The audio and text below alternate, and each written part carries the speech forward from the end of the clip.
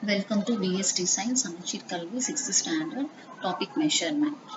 So now we are going to see about the volume of gas. We can also measure the volume of gases. Gases expand from the container in which they are placed. When you compress a gas, you can make the same gas to occupy lesser space. Therefore, it is not easy to talk about the volume of the gas in the same way as the volume of the stone or liquid.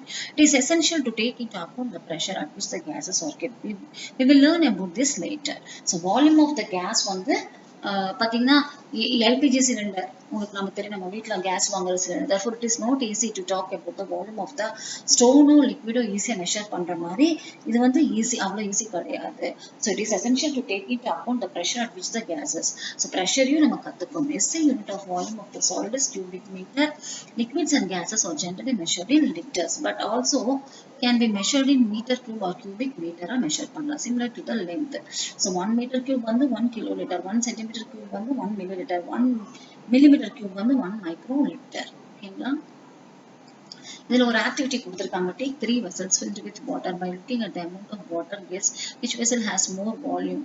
So how will you check this? How to measure the volume of the given vessel? எதுல வந்து volume அதிகமா இருக்கு அப்படின்னு பார்க்க சொல்றாங்க. ஓகேவா?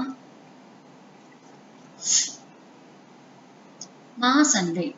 Mass is the measure of the amount of the matter in an object. Weight is the gravitational pull experienced by mass. Hold a sheet of paper in one hand and book. So உங்களுக்கு mass weight அப்படின்னு என்ன சொல்லியிருக்காங்க அப்படின்னா ஒரு கையில பார்த்தீங்கன்னா ஒரு கையில வந்து ஒரு புக்கு, ஒரு கையில ஒரே ஒரு பேப்பர். எது வந்து நமக்கு ஹெவியா இருக்கும்? புக்கு தான் ஹெவியா இருக்கும். So the mass of the book is more than that of the single sheet. Therefore the pull on the book is more than that of the எதுல force அதிகம் அப்படின்னு பார்த்தோம்னா புக்குக்கு தான் அதிகம்.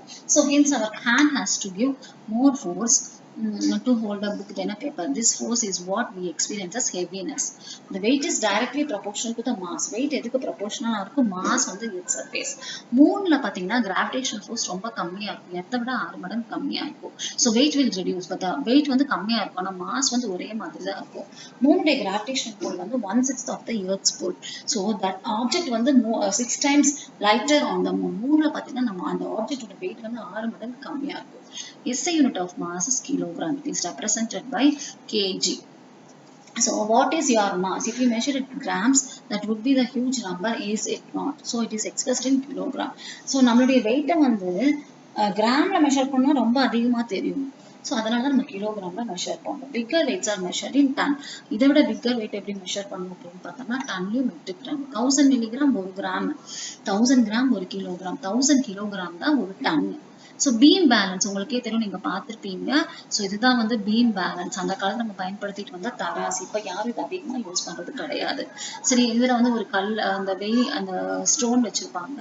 50 கிராம்ஸ் 100 கிராம்ஸ் அப்படின்னா அப்போ அதுக்கு ஈக்குவலா வந்து ஒரு சப்ஸ்டன்ஸை மெஷர் பண்ணி கொடுப்பாங்க.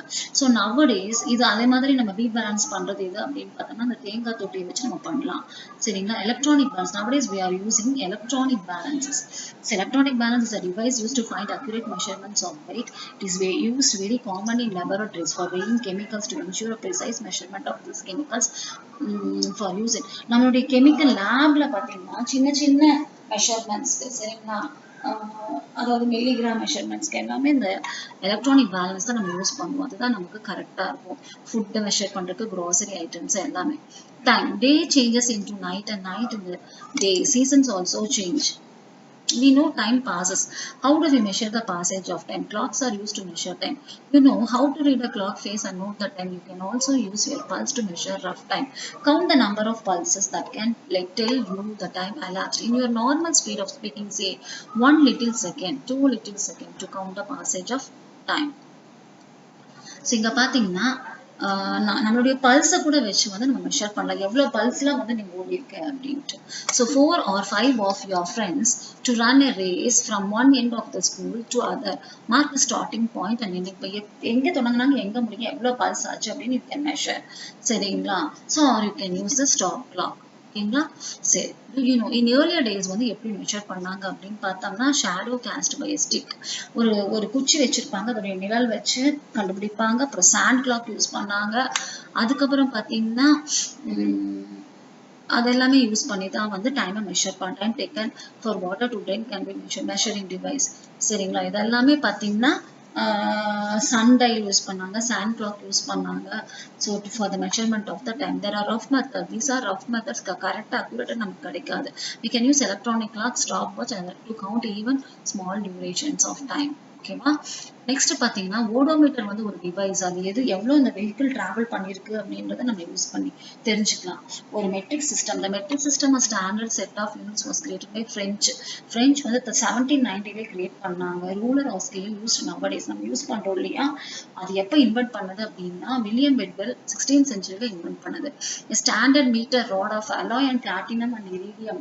அலாய் எதால அந்த அலாய் பண்ணப்பட்டது அப்படின்னா பிளாட்டினம் அண்ட் இரிடியம் வந்து is placed at the Bureau of Weights and Measures. பாரிஸ்ல வச்சிருக்காங்க. அது நேஷனல் பிசிக்கல் அதுதான் ஸ்டாண்டர்ட் மீட்டர் ராடு. ஸோ அதை வச்சு தான் மெஷர்மெண்ட்ஸ் எடுத்துக்கிறோம். 1 கிலோகிராம் அதோட வெயிட் பார்த்தீங்கன்னா 1 kg இருக்கும். அதோட மாடல் வந்து நமக்கு டெல்லி லேப்ல இருக்கு. 1 kilogram is equal to the mass of the certain bar of the platinum iridium alloy that has been kept since 1889 வந்து வச்சிருக்காங்க at the International Bureau of Weights and Services and Measures in Sevres, France. சரிங்களா? இந்த numerical problems you can easily measure. நீங்க measure பண்ணி போகலாம். ஓகேங்களா? So completing this chapter.